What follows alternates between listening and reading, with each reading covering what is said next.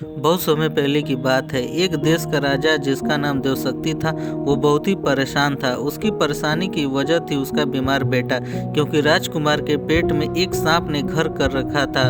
वह सांप की वजह से राजकुमार दिन प्रतिदिन कमजोर पड़ता जा रहा था। राजकुमार जो कुछ भी खाता उससे राजकुमार को उल्टी आ जाती।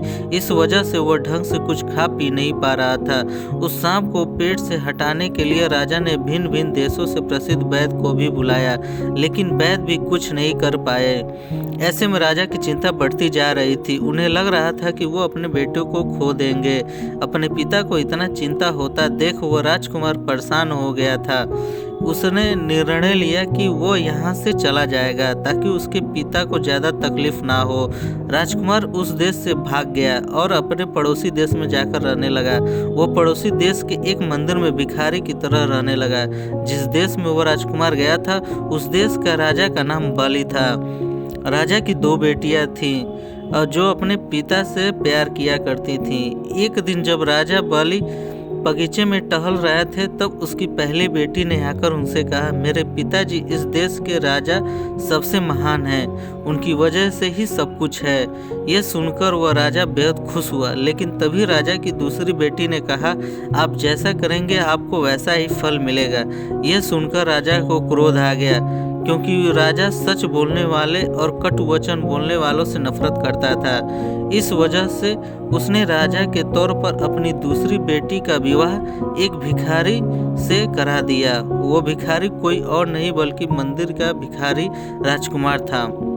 शादी हो जाने के बाद राजकुमारी ने उस भिखारी को ही अपना पति माना और उसकी सेवा करने लगी। वह सबसे अच्छे से ध्यान रखती थी, लेकिन उसे ये नहीं पता था कि उसके पति के पेट में एक सांप है। राजकुमार ने सोचा कि मंदिर में उन दोनों का रहना ठीक नहीं है, क्योंकि उसके साथ अब उसकी पत्नी भी थी। इस वजह से उसने मंदिर को छोड़कर किसी और जगह जाने का सोचा। ऐसे में वो अपने पत्नी के साथ दूसरी जगह की तलाश में निकल गया। चलते चलते राजकुमार को प्यास लगी और बहुत कमजोर महसूस करने लगा। कमजोरी की वजह से वो बेहोश हो गया। ऐसे में उसकी पत्नी घबरा गई। उसने अपने पति को पास के एक पेड़ में टिका दिया और पानी लाने चली गई। आसपास वहाँ कोई भी नहीं था। तभी राजकुमार के पेट से वह सांप निकला।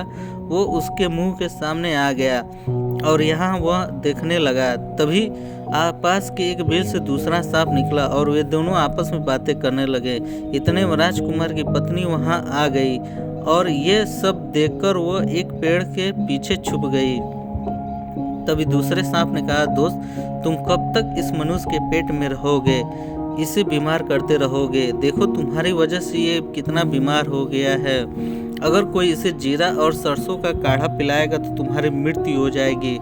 यह सब सुनकर राजकुमार के अंदर का सांप बोला, अच्छा, अगर ऐसी बात है तो तुम अपने बिल के अंदर रखे हुए खजाने की रक्षा क्यों करते हो? वह तो तुम्हारे किसी काम का नहीं है। अगर कोई मनुष्य आकर तुम्हारे बिल में गर्म तेल डालेगा तो तुम्हारी मृत्यु हो जाएगी, फिर वह सारा खजाना ले सकता है। दोनों के बीच बात हो जाने के बाद वे दोनों सांप अपनी अपनी जगह पर चले गए। इसके बाद राजकुमार की पत्नी राजकुमार को एक सुरक्षित जगह पर ले गई और सबसे पहले उसे जीरा और सरसों का काढ़ा पिलाया। काढ़ा पी लेने के बाद राजकुमार के अंदर का सांप मर गया और वो धीरे धीरे बेहतर होने लगा। कुछ दिनों बाद राजकुमार की पत्नी ने गरम गरम तेल उस सांप के बिल में डाल दिया जिस बिल पर खजाना था। बिल के अंदर का सांप गर्म तेल की वजह से मर गया। फिर राजकुमारी ने अंदर रखा हुआ खजाना निकाल लिया।